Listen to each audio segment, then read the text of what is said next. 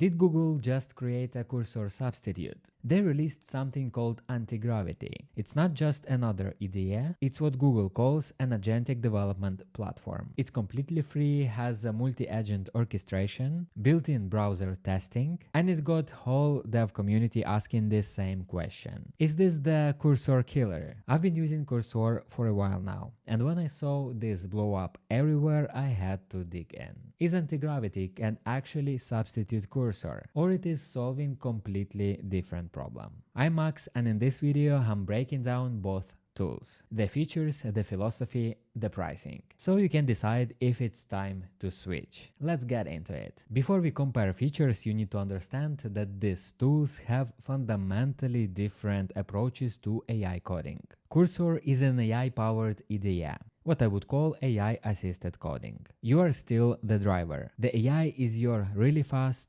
really smart copilot who types code ahead of you. You are hands-on keyboard, you control the direction, and the AI accelerates your existing workflow. This is how I work. I want control over my code. Antigravity is an agentic development platform. It's agent-first coding. You're not the driver anymore. You are an architect. You just describe what you want to build, and AI agents autonomously plan, code, run terminal commands, test in the browser, and delivers back results to you. Think of it like this. Cursor is more like pair programming. Antigravity is managing a team of AI developers. Alright, let's break down features side by side. And the first one, multi-agent management. This is Antigravity headline feature, the manager view. It lets you spawn multiple agents working on different tasks, and it happens in the same time. While one agent fixing some bug, another one builds new component, and the third one writes tests. They work in parallel in different workspaces. It's like having a small dev team that works 24/7. Now Cursor have parallel agents in version 2.0.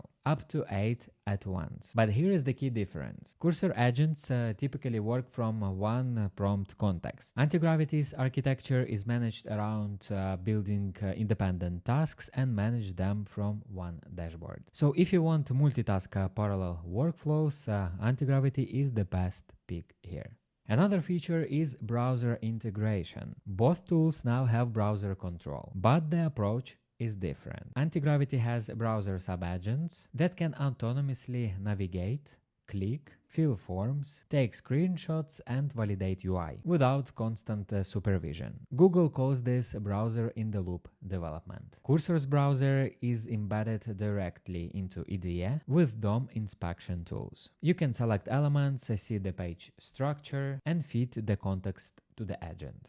It's more hands-on, but it gives you granular control. So here you should choose Antigravity for automation and Cursor for precision control. Now let's talk about speed and model selection. This is where it gets interesting as for Cursor user. Cursor 2.0 introduced Composer. That's their own model that's reportedly 4 times faster than similar models. They train it specifically for coding tasks with Codebase wide semantic search. For quick edits and refactors, Cursor feels incredibly snappy. Antigravity uses Gemini 3 Pro as its primary model, plus it supports Claude Sonnet 4.5, Claude Opus 4.5, and even an open source GPT variant. It has fast mode for quick tasks and plan mode for complex work. But from what I have seen and read, Cursor Composer is hard to beat on the raw speed. So here I would prefer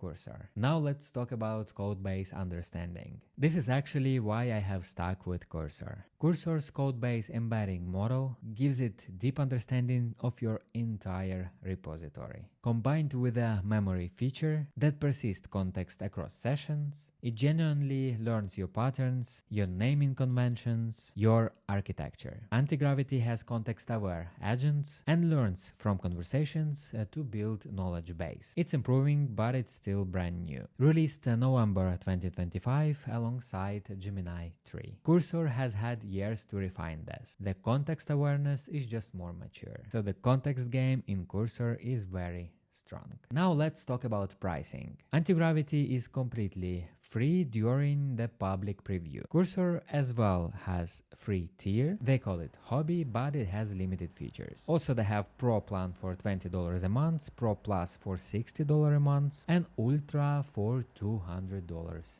a month.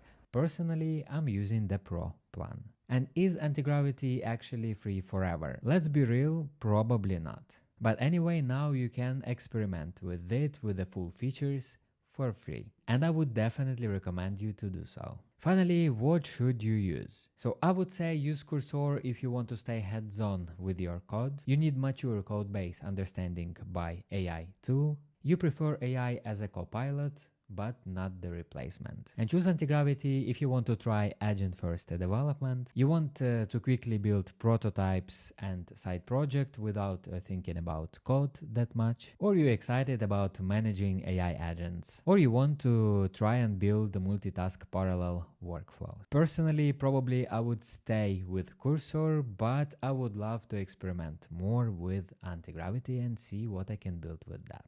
And by the way, if you want me to film another video showcasing how to build with Antigravity, please let me know in the comments. Also, let me know your thoughts about Antigravity and how you're gonna use it. I'm very curious to read them. If this video was helpful, please hit that like button, subscribe to the channel to not miss next dev insights, and I will see you in the next one.